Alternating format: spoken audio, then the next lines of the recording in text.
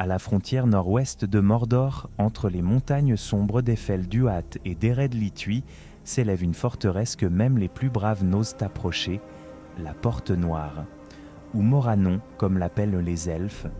2 tours massives, des murs de fer noir d'une hauteur écrasante et un seul passage, conçu non pas pour accueillir, mais pour repousser. Ce n'est pas qu'un portail, c'est une déclaration de guerre, un symbole du contrôle absolu de Sauron sur sa terre. Et si vous trouvez ce genre de secret aussi fascinant que Gandalf trouve les vieux parchemins, abonnez-vous, laissez un like et rejoignez la communauté avant que la porte ne se referme. Située à l'entrée nord-ouest de Mordor, la Porte Noire, connue sous le nom de Moranon en Sindarin, se dresse là où se rejoignent 2 chaînes de montagnes, les Ered-Lituy au nord et les Efell-Duat à l'ouest. Ce goulet de pierre, étroit et naturellement défendable, forme le seul passage praticable vers l'intérieur de la sombre contrée.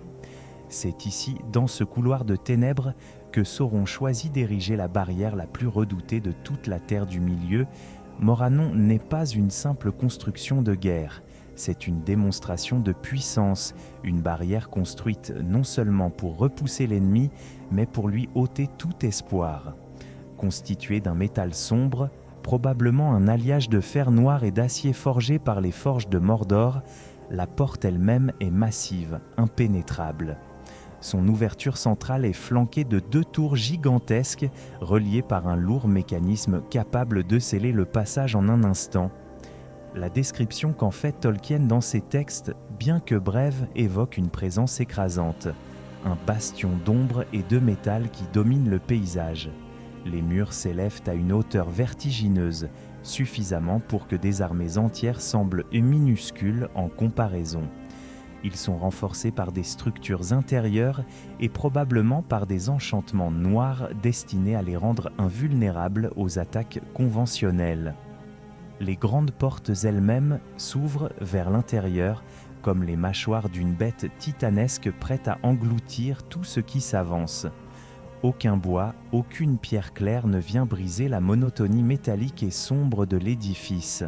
Tout respire la mort, la menace, l'ordre absolu. Loin d'être simplement une barrière physique, Moranon incarne l'esprit même de Mordor, le contrôle, la peur, l'isolement. C'est une frontière autant psychologique que militaire. Pour les ennemis de Sauron, elle représente l'entrée dans un monde où la lumière est absente, un point de non-retour. Pour ses serviteurs, elle est la première ligne de défense, le seuil qu'il faut protéger coûte que coûte. Il ne s'agit pas d'un poste de douane ni d'un camp avancé, mais d'un mur final, le dernier avertissement avant l'abîme. Sur les flancs intérieurs, de vastes chemins mènent vers les grandes forteresses de Mordor et l'on peut supposer que des tours de guet, des postes d'observation et des arsenaux y étaient intégrés. Des troupes d'orques y patrouillaient jour et nuit, surveillant chaque mouvement, chaque ombre, chaque bruit venant de l'extérieur. La porte était conçue pour rester fermée à tout moment, sauf lorsque les armées de Sauron partaient en guerre. Et même alors, son ouverture n'était jamais un geste d'hospitalité, mais le prélude à la destruction. Plus qu'un simple édifice militaire, la Porte Noire est donc un message sculpté dans le métal. Ici règne la volonté de Sauron, ici commence la fin de toute liberté. Elle est le seuil entre le monde libre et l'univers asservi de Mordor. Son silence, son immobilité, sa froideur implacable en font un personnage à part entière dans la mythologie de Tolkien, muet mais terriblement éloquent. La construction de Moranon remonte à la fin de la Deuxième Âge, à une époque où Sauron, encore déguisé sous les traits trompeurs d'Anatar, le seigneur des dons, commençait à étendre son influence sur la Terre du Milieu. Après la chute de Númenor et la perte de son apparence séduisante, il retourna en Mordor, sa forteresse spirituelle, et fit de cette terre noire le cœur battant de son empire. C'est dans ce contexte que naquit le besoin d'une défense solide à l'entrée de son domaine, une porte gigantesque, infranchissable, qui protégerait l'intérieur de ces terres tout en imposant la crainte à ceux qui oseraient l'approcher. Sauron lui-même fut le concepteur de cette œuvre alliant stratégie militaire, terreur psychologique et pouvoir occulte. Il ne s'agissait pas simplement de bâtir une fortification, mais de créer une structure qui servirait d'écran entre son royaume et le reste du monde. En tant qu'esprit maya corrompu, Sauron possédait une connaissance profonde de la géométrie, de l'artisanat et surtout de la magie.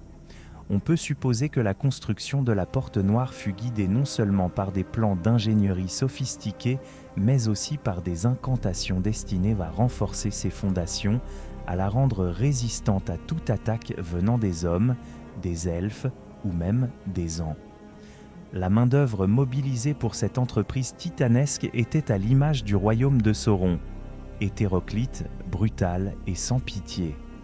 Des orques innombrables furent employés comme bâtisseurs, manœuvrant pierres et métaux sous la surveillance de contremaîtres plus cruels encore.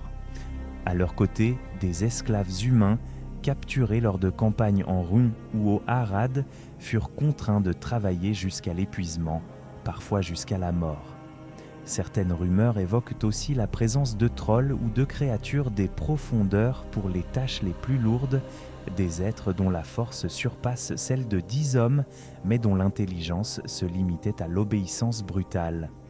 La technologie employée dans la création de la Porte Noire dépasse de loin celle utilisée par les royaumes humains contemporains. On peut imaginer d'immenses forges alimentées par les feux de l'Orodruin, d'où provenaient les métaux sombres servant à ériger les murs. Des charpentes internes, peut-être composées d'alliages inconnus, soutenaient l'ensemble. Le mécanisme même de la porte, capable de s'ouvrir et de se refermer avec une précision inquiétante, malgré sa taille colossale, témoigne d'un savoir-faire presque surnaturel. Certains chroniqueurs, plus versés dans les arts mystiques, ont même suggéré que des sortilèges d'asservissement avaient été scellés dans les fondations, rendant les lieux insensibles aux intrusions non désirées. Au fil du temps, et notamment durant la Troisième Âge, la Porte Noire ne fut pas laissée à l'abandon. Bien au contraire, elle connut plusieurs phases de renforcement. Après la défaite de Sauron à la fin de la Deuxième Âge, lors de la guerre de la Dernière Alliance, les hommes et les elfes n'osèrent pas s'aventurer profondément dans Mordor. Loin d'être détruite, Morannon fut laissée à l'abandon, mais non sans surveillance. Ce n'est que bien plus tard, après le retour de l'ombre, que les serviteurs de Sauron commencèrent à restaurer l'édifice, en secret d'abord, puis ouvertement dans les décennies précédant la guerre de l'Anneau. Durant cette période, de nouvelles troupes furent envoyées pour fortifier la porte, des orques plus nombreux et mieux équipés, des hommes de l'Est venus prêter main forte à leur maître noir, et même des ingénieurs obscurs, héritiers des savoirs anciens de Númenor noir. Les travaux ne consistaient pas seulement à réparer, mais à améliorer. Épaississement des murs, extension des galeries souterraines, construction de tours d'archerie et de plateformes d'artillerie. La Porte Noire devint ainsi plus qu'un simple rempart. Elle devint une forteresse autonome capable de résister à un siège prolongé. Lorsqu'on la découvre dans le récit du Seigneur des Anneaux, Morannon n'est pas une ruine ancienne ni un vestige d'un passé oublié. Elle est vivante, surveillée, prête à s'ouvrir comme les mâchoires d'un prédateur. Elle incarne l'aboutissement de siècles de servitude, de souffrance et de noirs desseins. Elle est la marque laissée par un esprit immortel sur le monde matériel, un monument à la volonté de dominer et de détruire. Au moment de la guerre de l'Anneau, à la fin du Troisième Âge, la Porte Noire n'est plus seulement une fortification défensive. Elle devient un symbole central du récit, un point de convergence entre l'action des armées et la tension dramatique qui sous-tend le destin de la Terre du Milieu. Elle est le seuil entre le monde libre et l'abîme, une frontière qui sépare l'espoir de l'anéantissement. Dans Le Retour du Roi, la Porte Noire joue un rôle déterminant.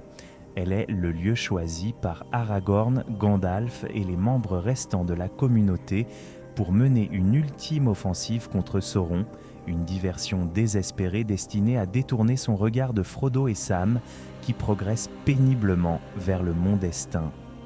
C'est là, devant les mâchoires closes de Morannon, que se déroule l'un des moments les plus tendus et les plus lourds de sens de toute la trilogie, la confrontation avec la bouche de Sauron. Ce messager, hideux et rongé par les arts noirs, incarne la déformation de l'humanité par la soumission au pouvoir de l'ombre. Sa sortie des portes massives est une scène glaçante. Les lourds battants s'ouvrent lentement, comme si la terre elle-même retenait son souffle. Ce n'est pas une attaque brutale, mais une déclaration d'intimidation et de domination. Lorsque la bouche de Sauron présente la cotte de maille de Frodo comme preuve de sa capture et de sa mort, la porte noire devient non seulement une barrière physique, mais aussi un lieu de mensonge et de manipulation psychologique. L'instant est crucial, c'est ici que se joue l'équilibre entre la résistance du monde libre et l'abandon total. Pourtant, malgré le chantage, Aragorn reste inflexible. Le refus de se soumettre scelle le destin de l'affrontement. Lorsque la bataille s'engage, la porte s'ouvre entièrement, vomissant les innombrables légions de Sauron. Des orques, des trolls, des hommes du Sud, une mer noire s'élance contre une poignée de combattants. Ce moment, dans l'économie narrative de Tolkien, représente le point culminant de la tension dramatique. La porte devient le théâtre d'une résistance désespérée, un baroud d'honneur livré non pour vaincre, mais pour gagner du temps, pour offrir à Frodo une chance. Contrairement à d'autres batailles du récit, celle-ci n'est pas menée pour la gloire ou la conquête, mais comme un acte de sacrifice lucide, une mise en scène guerrière contre une puissance incommensurable. Pourtant, au cœur de cette violence, c'est la porte elle-même qui incarne l'antagonisme, bien plus que les créatures qui en sortent. Elle est le seuil entre le monde tel qu'il est, libre, chaotique, vivant, et le monde tel que Sauron veut le façonner, unifié, ordonné, mais figé par la peur et la soumission. C'est une barrière non seulement physique, mais métaphysique. En franchissant son ombre, les héros ne se battent pas seulement contre des armées, ils luttent contre le désespoir, l'écrasement de la volonté, la fin de toute lumière. Lorsque l'anneau est enfin détruit et que le pouvoir de Sauron s'effondre, c'est tout Mordor qui s'écroule. La porte noire, elle aussi, s'effondre sous l'effet du cataclysme. Ce n'est pas une simple destruction matérielle, c'est la dissolution d'un symbole, la chute d'un bastion qui incarnait l'emprise d'un esprit maléfique sur le monde. Le fait que Morannon s'écroule en même temps que Barad-dûr souligne son rôle fondamental dans l'ordre de domination de Sauron. Elle n'était pas une forteresse indépendante, mais une extension de sa volonté. Ainsi, la Porte Noire n'est pas un simple décor. Elle structure la tension du récit, elle reflète l'état du monde, elle met à l'épreuve les personnages autant que les peuples. Elle apparaît dans les textes comme un personnage silencieux, mais dont la présence pèse lourd sur le cours de l'histoire. À travers elle, Tolkien nous montre que la guerre n'est pas seulement une affaire de lame et de bouclier, c'est une lutte entre le doute et la foi, entre l'asservissement et le libre arbitre. Et Morannon, jusqu'à son dernier battement de métal, en fut le gardien sombre et implacable. Contrairement à Barad-dûr, conçu comme un trône et un œil tourné vers le monde, Morannon est un mur, un verrou, un point fixe sur la carte qui ne cherche ni à séduire ni à convaincre. C'est une fin, une frontière où l'idée même de choix s'éteint. En cela, elle est peut-être l'image la plus pure de ce qu'est réellement le pouvoir de Sauron. Non pas une simple soif de contrôle, mais une volonté de réduire le monde à une forme unique, sans faille, close et écrasante. Il s'agit d'une domination sans nuance, d'un monde où toute ouverture est perçue comme une faiblesse et où la force brute se traduit jusque dans la pierre. Morannon ne laisse pas de place à l'ambiguïté. Elle est là pour séparer, pour soumettre, pour rappeler que ce qui se trouve de l'autre côté n'est plus le monde tel qu'on le connaît, mais une version pervertie, figée par la peur. Et pourtant, ce bastion censé être invincible s'est effondré, comme tout ce que Sauron avait construit. Lorsque l'anneau est détruit, lorsque l'esprit de Sauron se dissipe, la Porte Noire, elle aussi, tombe. non pas sous les coups des béliers, ni par la force d'un siège, mais parce que son existence même était liée à la volonté d'un seul être. En cela, elle nous rappelle que toute architecture du mal, aussi massive, rigide ou effrayante soit-elle, demeure précaire tant qu'elle repose sur la peur seule. La chute de Moranon est une libération mais aussi un avertissement. Ce qui est érigé sur l'asservissement finit par s'effondrer sous le poids de sa propre rigidité. Elle n'est pas simplement détruite, elle est dissoute, comme si le monde lui-même refusait de porter plus longtemps cette cicatrice. Il reste alors une question, peut-être la plus dérangeante. Qu'est-ce que cela dit de nous, de notre monde, de nos propres murailles, visibles ou invisibles ? À quoi ressemblent les Moranons de notre époque et par quelle volonté sont-elles tenues debout ? La porte noire était censée durer toujours, pourtant elle s'est ouverte, puis elle s'est écroulée. Peut-être est-ce là la leçon la plus profonde que nous laisse Tolkien, qu'aucune barrière, si elle est érigée contre la liberté, ne peut résister éternellement,